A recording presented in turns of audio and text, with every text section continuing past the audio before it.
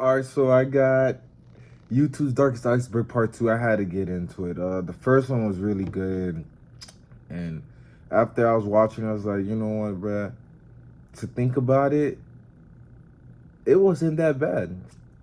I thought I was going to see much more heinous and scarier shit, but it wasn't that bad. So the video was still good in like format, like I learned new things, but I need that scary and raunchy shit. That shit that if I would have told somebody, they're not gonna want to talk to me for a while, cause they got ponder whatever the fuck I just said.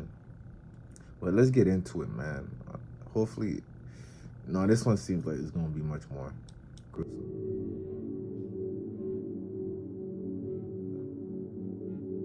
Hey, what's up, you guys? Yes, it's your boy Carcass Husband back to you with another. This shit's so fucking difficult. Now, without further ado, let's get right in. Okay, I like this guy, and see, to be honest, his voice actually goes well with this theme. I'm surprised he didn't start earlier, but fuck it. Into the pedophiles.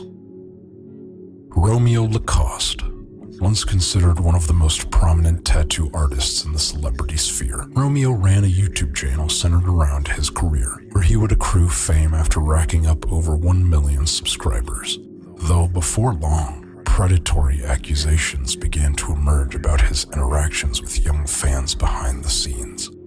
In March of 2019, a series of DMs and text messages between Romeo and two girls would be released, with the messages coming from back in 2016, when the girls were just 14 and 15 years old. Despite their young age, Romeo sent them a manifold of vile and sexually charged messages, all the while knowing full well he was chatting with minors.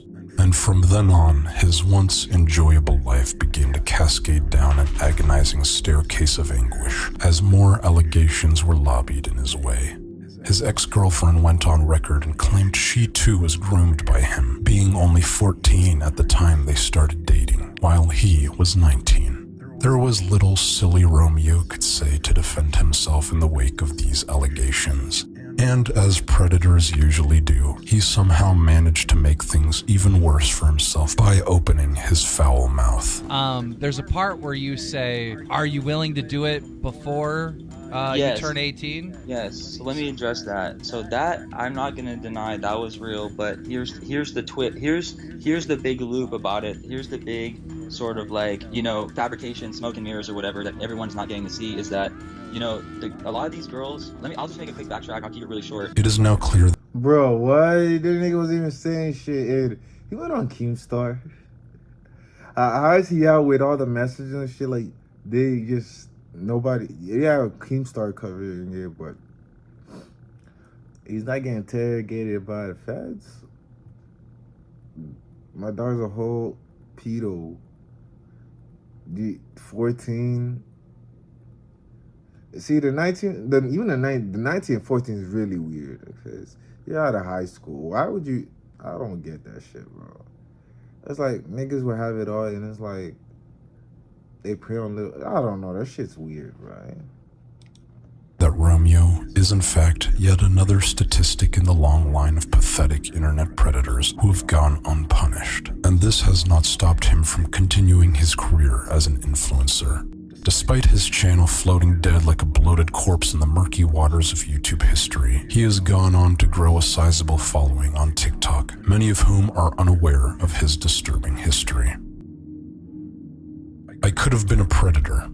In what may go down as one of the most sussy self-reports on YouTube, a creator by the name of Glendon Cameron would post a video in 2021 titled, "I could have been a predator. That R. Kelly energy is different and all-consuming." I seen this video from an album preaching. I don't know. I never heard of what happened to that tattoo guy. He's a fuckhead, and I don't see why they didn't arrest him or anything. So now has like the power to, he's not gonna stop, because if he never got in trouble for it and they never like took responsibility, the nigga's not gonna stop. He's gonna feel like he's untouchable. But back to the video that I was talking about, the guy in the car. Oh my gosh, I seen that in the album preach video, and I don't know if he got arrested or anything, but dude definitely needs a checkup. Cause hey, yo, the shit that he sent. Just watch. Okay. In it, the 55-year-old man shares a story about sleeping with a 17-year-old girl. Apparently, she had told him that she was actually 21, and yet despite discovering she was still a senior in high school while he himself was over 40 years old, he made the decision to continue sleeping with her for the next 5 years while persisting to admit he had much similar instances with other young girls. And I was like, I need you to tell me something. How old are you? And then she got very silent and she said, I'll be 18 in 4 months. And you know what I kept doing? I kept f***ing her. On top of his 1000 IQ Among Us strategic move to confess to this, he would also go on to express sympathy for R. Kelly, comparing themselves as they both seem to have an appetite for younger girls. I have a similar appetite to R. Kelly. I like young women. Before further dismissing claims that R. Kelly was a predator by saying, R. Kelly is being portrayed as a predator, right? Did he hold a gun to these women's heads? currently, Glendon runs a channel called the Institute of Economic Thought. Okay, why the f*** do predators always title their shit like this, like they're some kind of pretentious intellectual? We see right through you, buddy. Shut the f*** up. It has over... Nigga, big ass shit. I'm sorry, fuck. I'm sorry. I hate POs, bro. That's the type of weirdo energy you should never bring around me. I instantly get heated. And that's the thing about, see, my name is really Kaylee, but everyone just says Kelly because I think that's easier for them. I don't fucking argue it. But one thing that always gets on my nerves is when somebody finds out my name and they start calling me R. Kelly, bro. I hate that comparison. Yeah, I know it's just a name, but still, I don't ever want to be called that. That gets me heated too. 100,000 subscribers, not to mention his other countless pages hosting utterly garbage content. EDP445, what was probably one of the most explosive stories in all of 2021 YouTube. EDP was a once popular creator who had been caught attempting to meet a 13-year-old girl whom he had been sending explicit messages to for months. We have you talking to Sophie, correct? Yes or no? Right. And before we get into the messages, there was sexual content involved, yes or no? Right.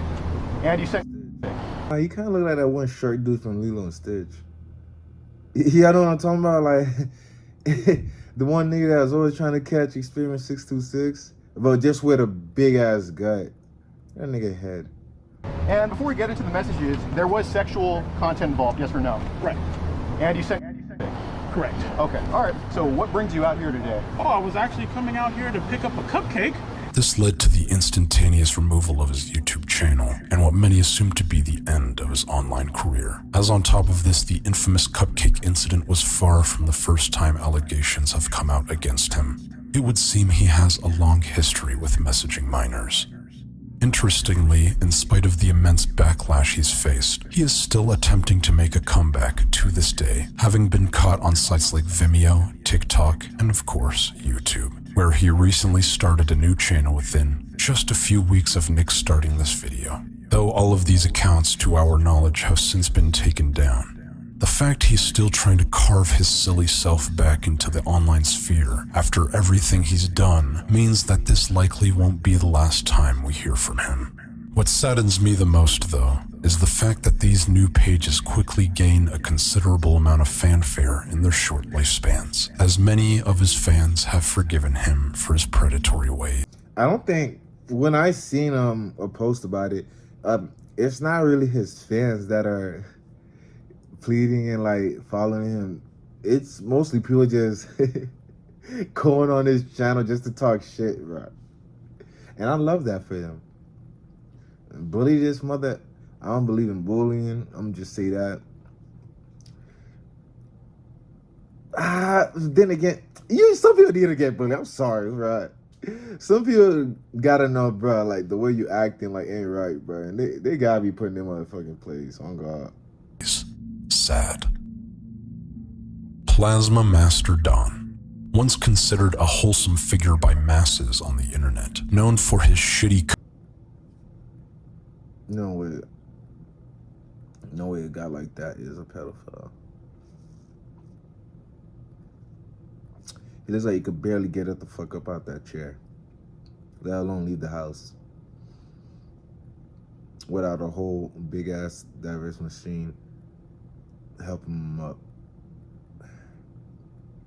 If this guy's a pedophile, bro, what are you doing? You can't even get it up. Please don't. This gotta be a lie. Covers of popular songs.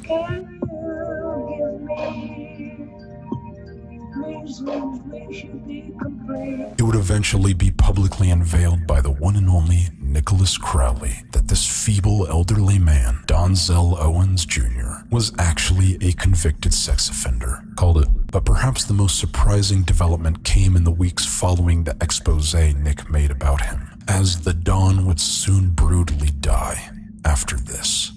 The plot twist of Plasma Master Don's anti-redemption arc on YouTube truly remains one of the most captivating stories ever to unfold in this platform, and shows us yet again that even the most wholesome personalities on camera are still capable of doing some of the greatest evils behind closed doors. That's why I say never trust a book by its cover. And people will talk a lot, and it's like, don't ever go by what somebody says, because yeah, this sounds good, but that's probably not the life that they're living. Like, you see all the time, like, guys say they won't do this, don't do that. A lot of rappers will say they don't snitch. Then when the papers come, that time start building up, then boys,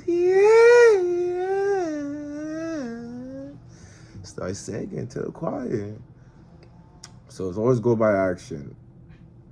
Plus, you don't even need to speak. As long as you getting shit done, people gonna recognize. 7 Super Girls. Perhaps one of the most high-profile predator cases in YouTube's history. 7 Super Girls was a channel that had amassed over 9 million subscribers.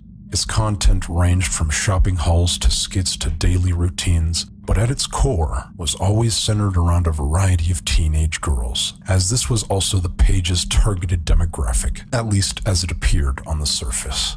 Its creator, a man named Ian Rylett, was also the founder of a variety of other teen-based channels, with a man garnering a staggering 17 million subscribers in total. And for years, he operated these channels with minimal controversy, earning him an enormous amount of wealth in the process. As is the normal life cycle with channels like these, it would all come crashing down in 2019 when he was accused of molesting one of the underage actresses he hired. On top of this, Ian would often undress this particular actress and threaten her with fines if she refused to give in to his demands.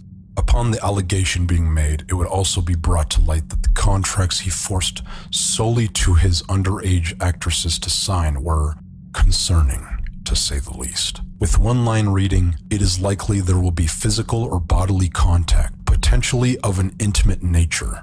You pedophiles never fail to disgust the world around you." The discovery eventually led to Ian's arrest, to which he would plead guilty of molestation and be charged with lewd or lascivious battery of a minor. And what was his punishment, you may be wondering? Life in prison? That'll do. 20 years? I'll take that. 10 years? Better than nothing. 5 years? Okay, you're pushing it. 1 year? You are joking, right? No, how about 90 days? Yeah, he got sentenced to 3 months in prison. Anyway, Ian's channels were terminated. You see, and that's the crazy thing about it. Depending who you are, how powerful you are, they'll try to hide it. Any little details, like, well, there's not a little detail, there's a huge detail. When they try to hide it. But look at the nigga. He was smiling after he got out. It's like, bro, that whole shit's a joke. And anytime when there's like a guy managing like a whole bunch of like group of little girls, if that's not the father, even that's weird, bro. I just cut it. It's like, especially like for entertainment purposes, that shit never sat well with me. It's like those beauty pageants, like those kids, every time people like when they were talking about like that Honey Boo shit, I always found that shit weird, bro. I don't know. It's just me. It's like, oh, they're gonna dress up this little girl to be as pretty as she can, so I can look hard into her and judge it. Get that shit out of my fucking face, bro. I should get him so flustered I can't even talk right now. by YouTube, and that's the end of 7 Supergirls. Fake challenges. Though the focus of this section has solely been on creators, in reality the majority of the predators here on YouTube are hiding in the audience.